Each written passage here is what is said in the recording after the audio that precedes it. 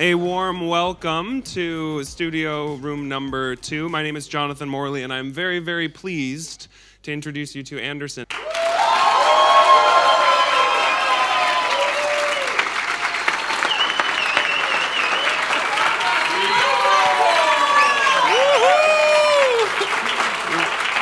Let's go for it.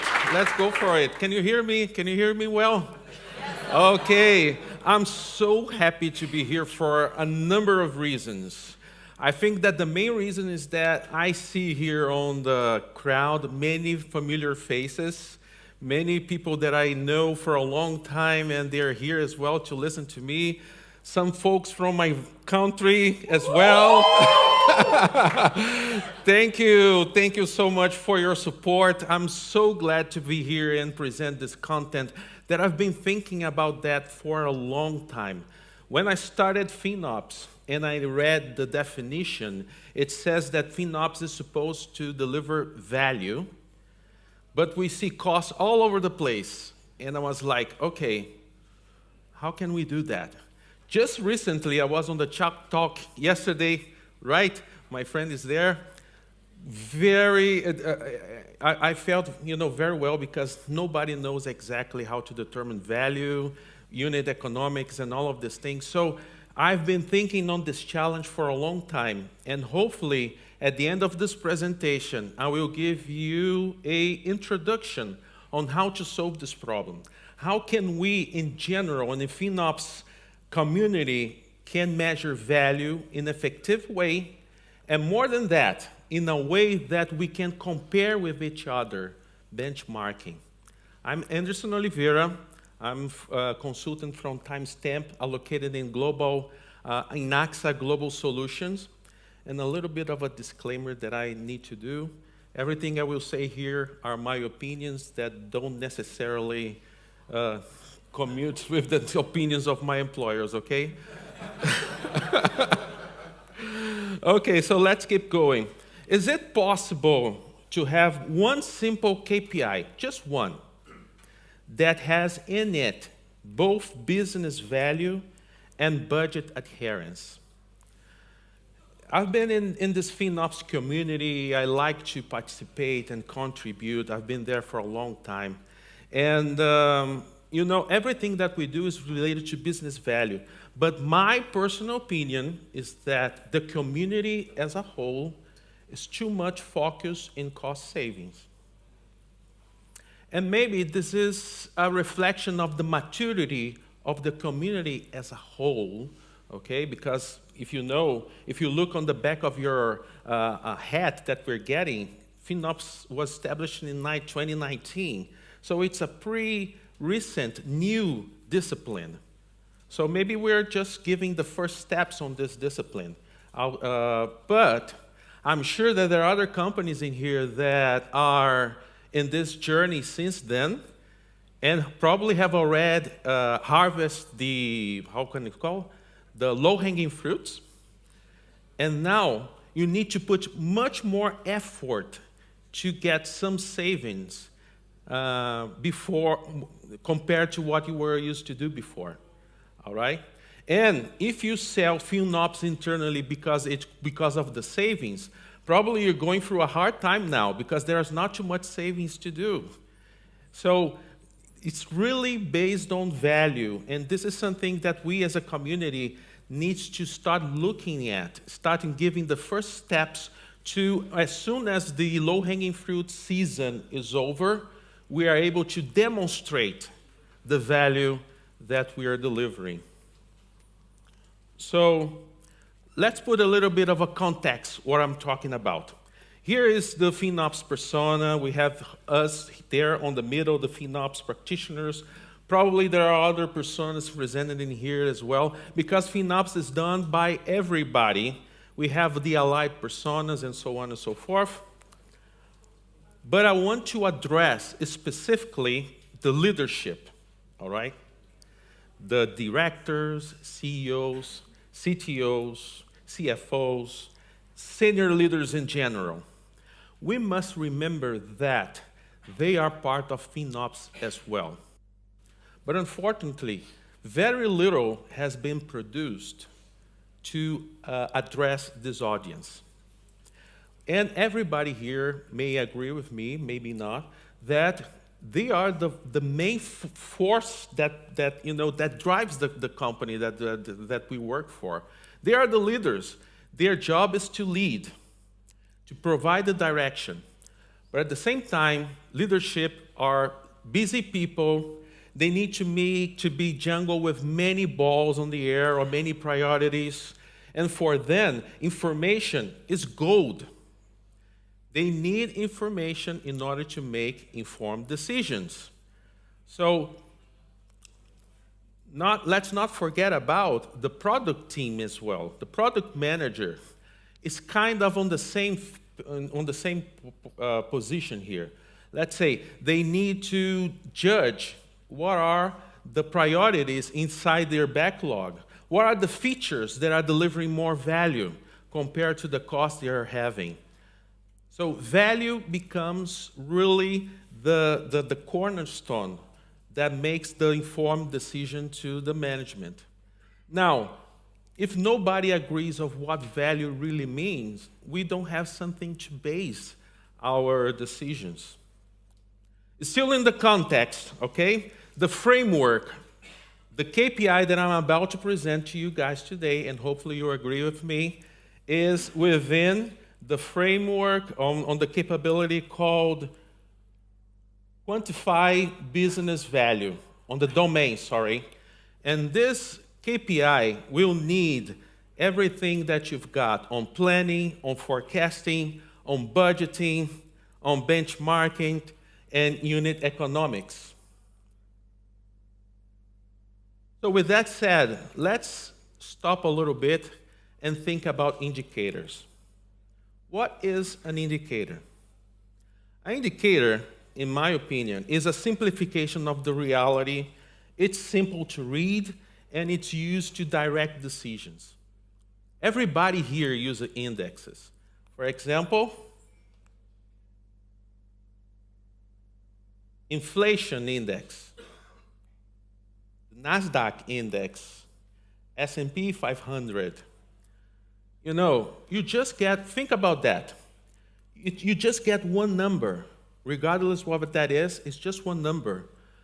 But are you able to understand or to think that inside this number, there is lots of knowledge, lots of techniques, and also being provided by an organization that you can trust that the number that is being produced is following a certain procedure and can be repeated and can be checked, all right? So that when you get this number, this is it. For example, inflation, you have one number for one country. That's okay, but in reality, inflation can be different in a state, in a neighborhood, all right? Same thing as the other indexes, like the weather forecast. What is the forecast for today? All right, it's rain, temperature, it's just one number, but the amount of complexity that is behind that is unbelievable. EBITDA and return over investment, those are examples of indexes. And that's how we should treat indexes. They are not the truth. They are a simplification of the reality so that you can make decisions based on that. That gonna be right decision? Is it, for sure you're gonna take right decisions based on that? That's where the art comes, okay? The techniques finishes on the moment that we generate the index, and then the art comes, what you're gonna be doing with that. So with that said, can we have a FinOps indicator that encompasses business value and budget adherence? That's what I'm here for. And I want to introduce to you the Cost Performance Indicator, or CPI. The CPI helps organizations assess whether their cloud spending aligns with the value delivered. It will be simple as that. CPI equal 1, you're delivering the value you're expecting. Above 1, you're delivering more value than you were expecting. Below 1, less than what you were expecting. Just simple like that. Inflation positive, good or bad? Inflation negative, good or bad? Everybody will say, well, it depends, right? Here's the same thing. Maybe below 1 is not necessarily bad, and above 1 is not necessarily good. So, but this is what it means, how you interpret. If you get to your CTO or CEO, your senior leadership, you just explain like this. And then he said, how do you calculate that? I will show you how to do that, but you don't necessarily need to show you that, all right? They just need to trust you that you're doing the right thing. So let's understand the CPI. Where does that come from? I didn't invent that. CPI is a cost performance indicator. It's an earned value management. Earned value management is a project management methodology for objectively measuring project performance and progress, and for forecasting project outcome. I'm sure that there are many project managers, colleagues in here on the room. You must have heard about CPI before. And when we are taking Project 101, they say to us, okay, what is the difference between process or operations and project? And they say, oh, because one is time boxed, the other is continuous. Okay, so how dare you want to put CPI in an operation? Okay, I will get there. But before that, a little bit more of a context. Earned value is there for a long time. It was invented by the Department of Defense in the 60s, and this has been mandatory technique for managing projects since then. This technique is being used for many organizations like the Department of Defense that I said, NASA, the Ministry of Defense from UK, the Project Management Institute, and many other organizations uses this same technique. And this technique, compared to what we have in FinOps, it has as an input the planning and estimating, the budgeting and the unit economics, and the output of that going to be the benchmarking and forecasting. So with this technique, you are able to put all of this together and generate one happy output. The earned value management is there to answer basically 3 questions. Where have we been? So what happened in the past? Where are we now? And where are we going? It's not a prediction, all right? It's just saying, like, if we continue on the same pace, where are we going to land? And that's where you make the decision, that point in time. Based on this, this is where we're going to land. Do you want to continue this path, or is it time to make changes? And the good thing about that is that you can have this information early on the process. You're shifting left the decisions about how you're doing with your budget, all right? And to do that, we need 3 data points. The planned value, which is the value or the amount that you have planned during your budgeting cycle. The AC that we call actual cost. And the earned value, which is the value that you earned based on your progression. So planned value is done through the budgeting process. Hopefully you are aware of this and you're implementing this. The actual cost is pretty much what we do on our day-to-day basis, you know, and there are many nice and beautiful technologies coming out there. There are a lot of people basing their actual cost on tags, on other resources, but there are new technologies coming out there that is basing that in attributes. ITAM is coming to place as well to add more metadata to this. So it's really great to see many technologies. Most of them are being presented here in this Congress. And the earned value is the calculation, which I'm going to show right now. CPI stands for earned value divided by actual cost. And what is earned value? It's planned cost times percentage of your unit economics. Do you see how things are coming together? You see how the aspects of the quantified business value is coming to play?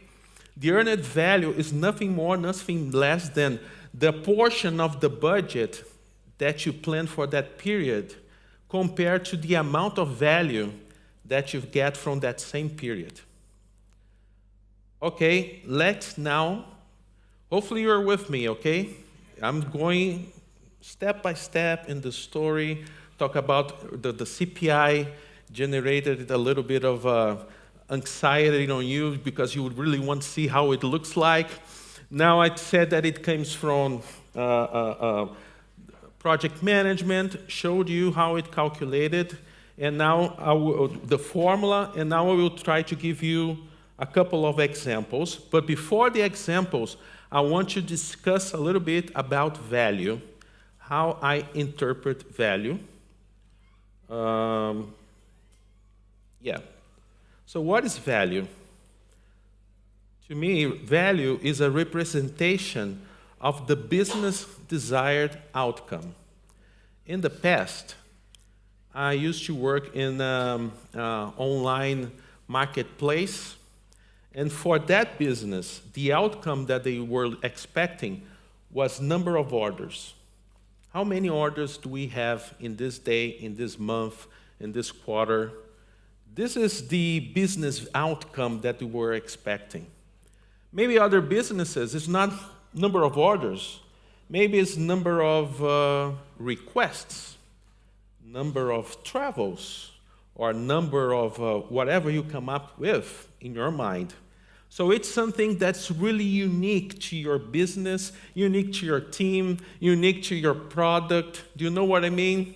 This is something that will require an internal analysis so that you can come up with, okay, let me stop and say, what is the desired outcome? I'm working on a company right now where we have an infrastructure, and there are so many layers on top of this structure until we get to the final product that I cannot say that my value is simply the revenue divided by the cost or something, because it's too far. It doesn't necessarily represent. This is not what the underlying system customers are expecting.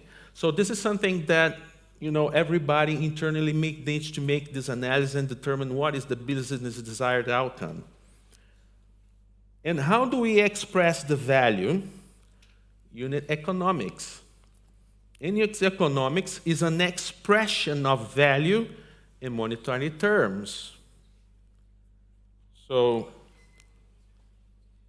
when you say that you are expending X dollars per order, this is how much I am willing to pay for that number of orders.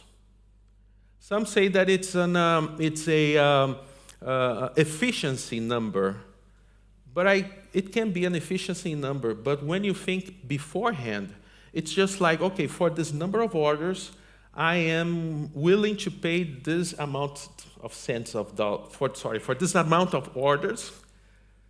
And sorry for taking the order as an example, but I think it's simple because everybody here does Amazon or companies or do shopping online. So number of cents per order is really the expression of what that business is looking for. So how to connect this to the planning and budgeting cycles?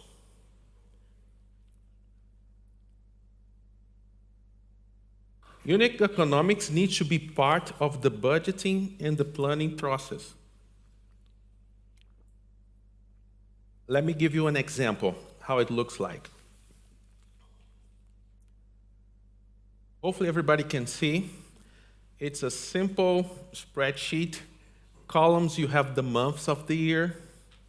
And suppose that your cloud cost is 100. 100 what? Dollars? No, probably 100 bars of gold, probably. But let's say, just for simplification, you're spending 100 units of monetary units for some. every month, just to make the calculation simple. What I am proposing is that during the planning cycle that for this situation, and normally on the business, happened on the prior year, maybe you started in August, September, or maybe July. But in that period, instead of just estimating how much you're going to be spending on cloud, you also estimate what you expect of value. In my old example of orders, I expect to have 200 orders per month. Simplification, okay? I know that there may have seasonality, yada, yada, but 200. So what will be your expected unit economics? 0.5.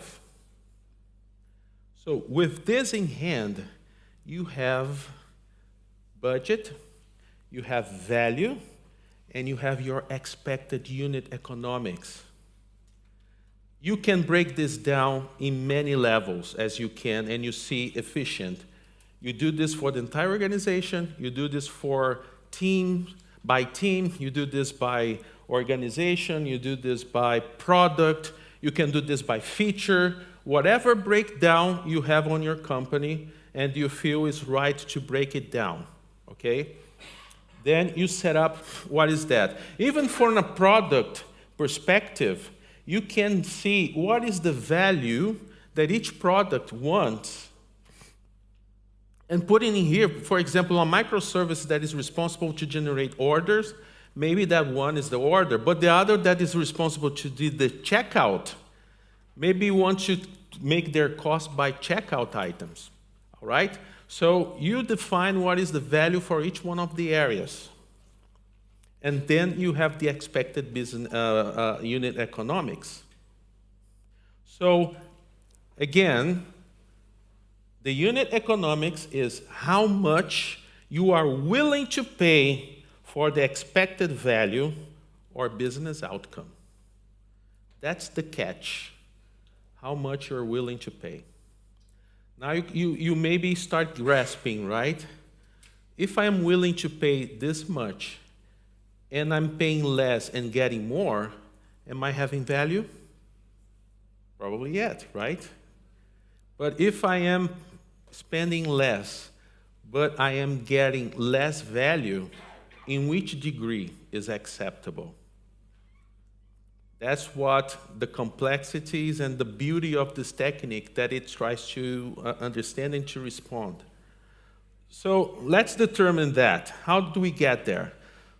3 steps. First, get your actual, determine your actual unit economics of the period, then your planned unit economics, and then multiply by the percentage by the budget amount for the same period to obtain the earned value. Let me give you an example here. Sorry for those that are on the back. You can take a look at this on YouTube later to see the pictures, the one that are here on the front, a privilege. But I put here the number of months in a column and the budget. That was that same one, 100, okay? And then I put here on the graph, the second column is just a cumulative number of the budget in that period. Then you have a straight line. It could be another shape because of your seasonality, but for the sake of an example, this is what it is here, okay? Then you make the calculation of your percent complete. What is that?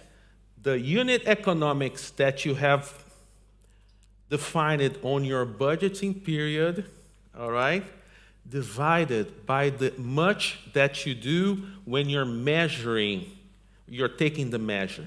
So how much you expected for the month, let's say in this one on the month of May, and how much you really did on the month of May. Divide one by the other, you have a percentage. This percentage is above 100% because I'm getting more than I was expecting. And if I do cumulative, the red one is a representation of the cumulative way of the of the planned value. Now, suppose that I have an actuals that goes like this. okay? The yellow line doesn't look to the numbers because the shape of the curve shows you that because the yellow line is below the blue one means that you are spending less than your budget, right? Do you agree? Are you with me? Yeah, not so to see if you're with me. Yeah, okay, good.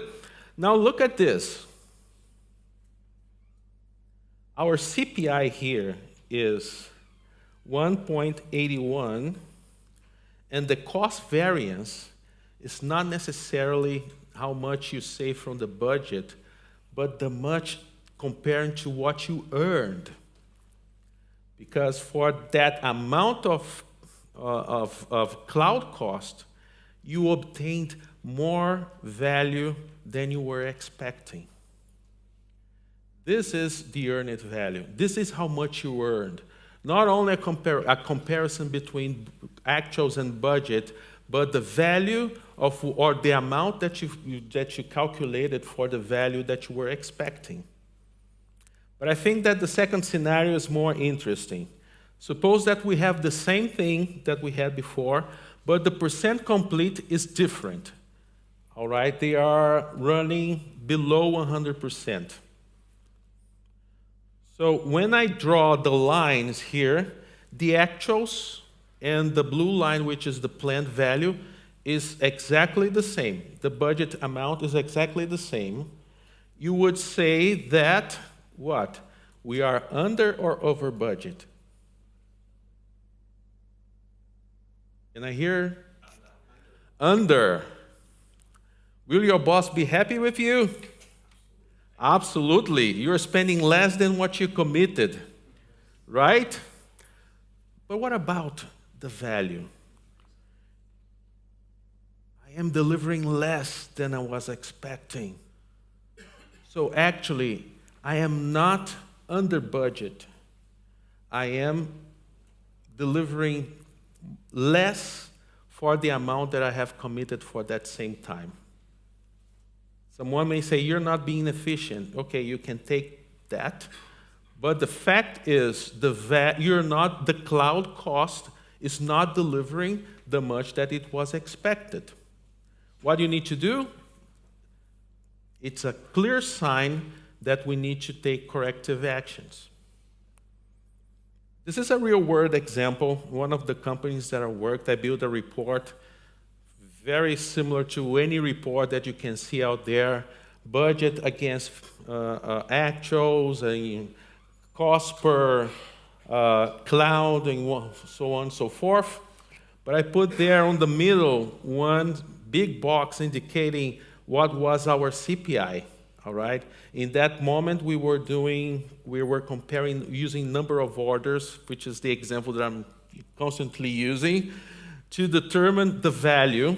And in this situation, we were slightly close to what was expected for that same period, all right? So this is an example. It's a real report. I need to put some boxes in there because what is really matters is how this should be showed to the management. This very report I was sending to the directors and to the VP of infrastructure. Okay, so the key takeaways, I'm getting to the end of this presentation, and then I will open for questions. So build a sound budget plan that contains how much you're spending, you expect to spend, but also the value that you're looking for. Understand your unit economics. Call a workshop, meetings, whatever you need to do in order to determine what is the value that you're expecting from your cloud expense. Then understand how CPI works. I will show you in a moment a couple of materials that you can use to go deeper on how to calculate this, but basically it is what I showed here on this presentation. And the earned value is a snapshot, all right? Which means it's a measure on the time, just like inflation, temperature, whatever. It's a moment in time that you take a measurement. It's not a condemnation, all right? It's a moment in time that you take a measurement and it gives you enough information for you to take action. So, in conclusion, the cost performance indicator helps leaders assess whether their cloud spending aligns with the value delivery. It helps leaders compare areas with the other areas, compare if their feature is delivering the value expected, and so on and so forth. And it includes in just one index if we are delivering the business value and if we are adhering to the budget that now includes value in it. Message for the leadership. Demand from the FinOps team the production of the CPI. The FinOps teams can produce the CPI, and flow that on the existing reports, at least this is my recommendation, to your leadership, CEO, CTO, CFO, senior leaders in general, and why not to the product managers. I just want to highlight that this is a screenshot. I am honored to announce that this technique has been accepted by the FinOps Foundation as one of the recommended KPIs. So if you search for a KPI page on the foundation, you will search the description on how to calculate that. And this is, something that makes me very happy. Hopefully all of you will be able to go there and take a look and take advantage of this. What's next? Explore FinOps EVM for forecasting. I didn't present in here, but you can also forecast using CPI. If you're a little bit into math, you probably already figured that out. But this is something that also needs to have some considerations. Shift from cost saving to value earned. I dream with the day where this community will be discussing value, and concepts of value are crystal clear. We could come to a conference like this, and you ask to this guy here, oh, what is your CPI? Oh, my CPI currently is 1.0. Okay, good. And yours? 0.75. Okay. Everybody kind of have the same idea if you're delivering value and in what degree. Intentionally discuss about unit economics. You see that this is the heart of the technique. And last, community feedback. Let's engage, start the conversation, share our experiences, make questions on how to progress in the use of this technique. My final message is, it is time to shift from cost savings to business value. The first matters, but our goal is the latter. Thank you very much.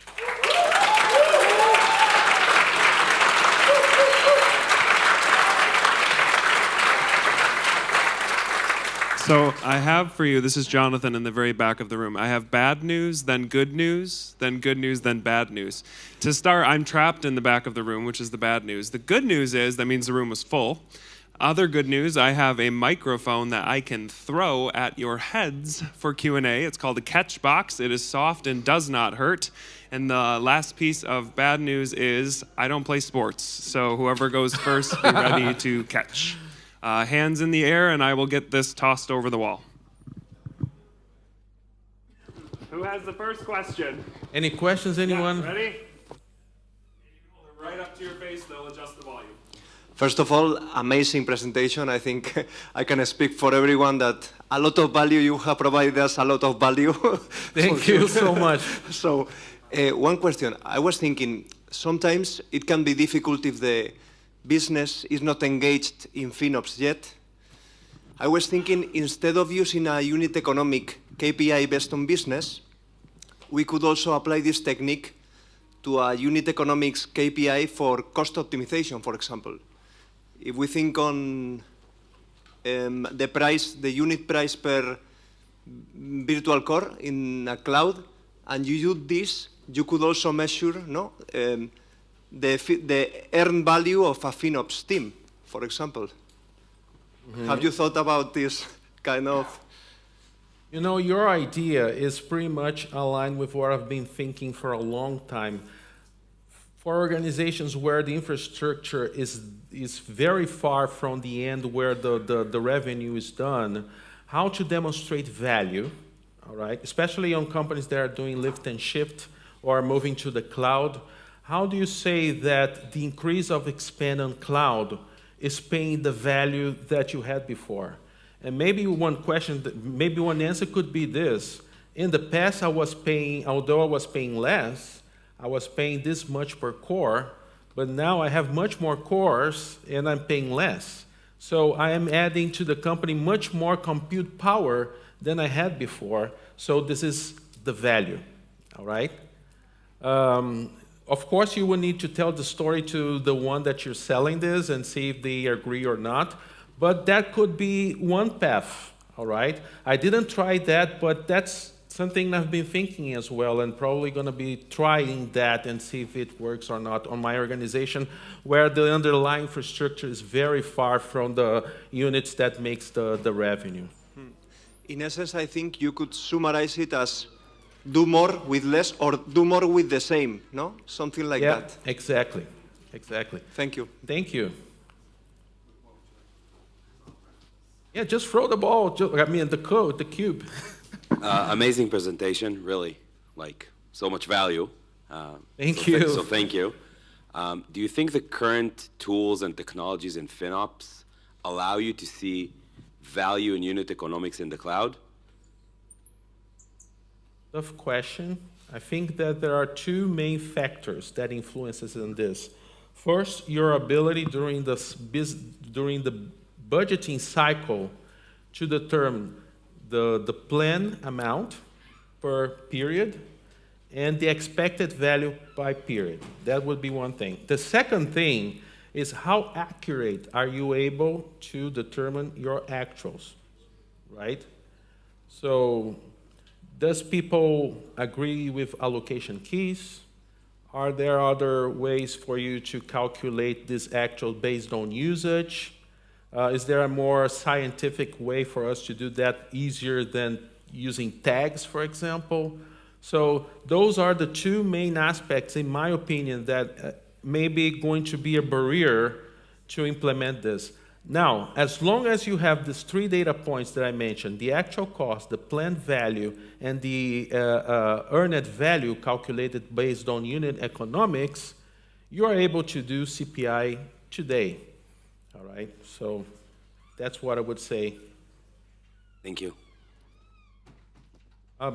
While they're shooting there, the second QR code is a link to my blog post where I did an extensive paper about this earned value. So if you want to go there and check it out, it has on the FinOps site a summary, but in this one has the complete paper, 15 minutes of reading. So if you're struggling to sleep, that's going to be a very good option for you.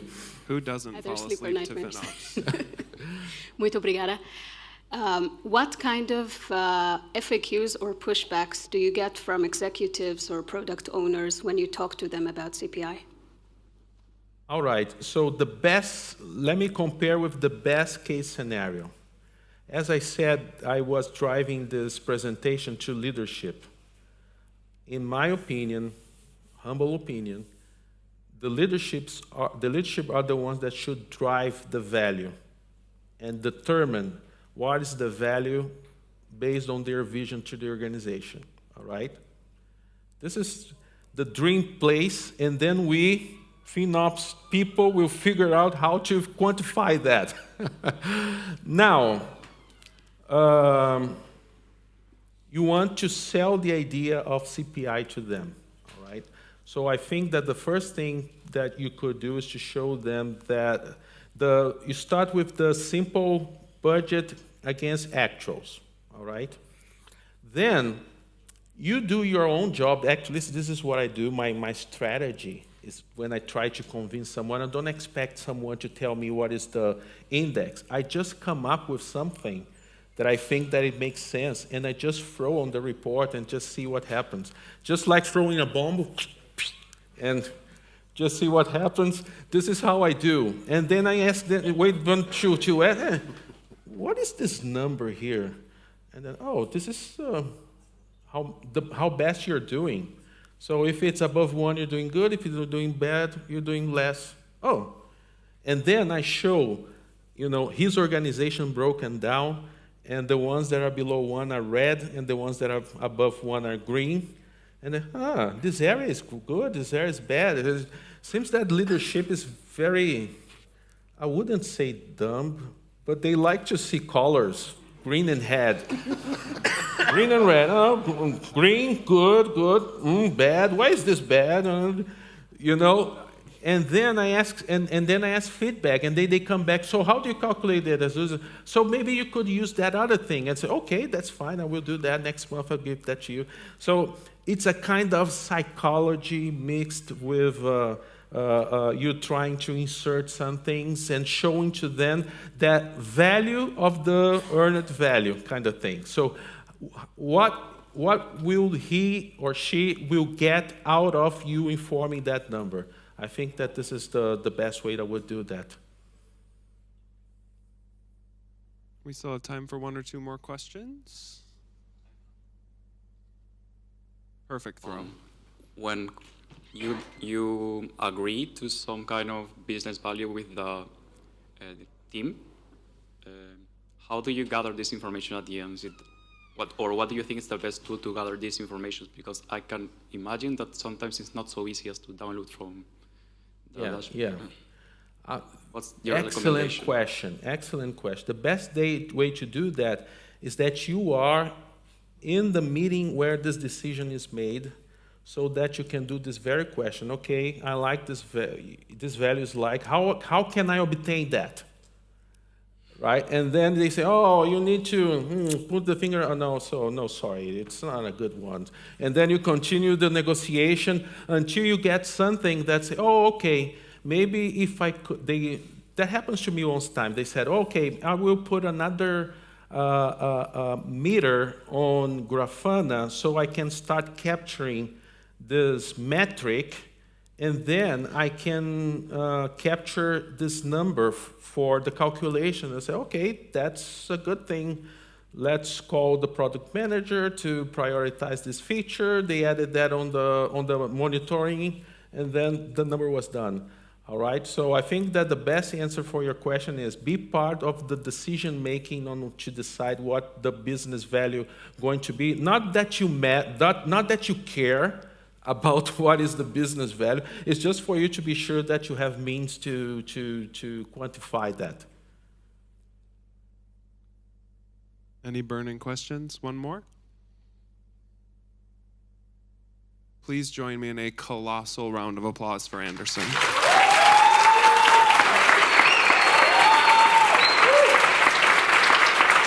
Thank you. It was really great. Appreciate it.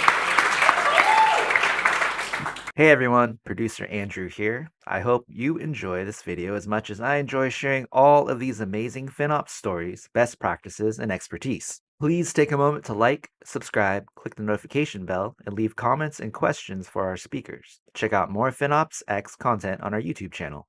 We appreciate the support.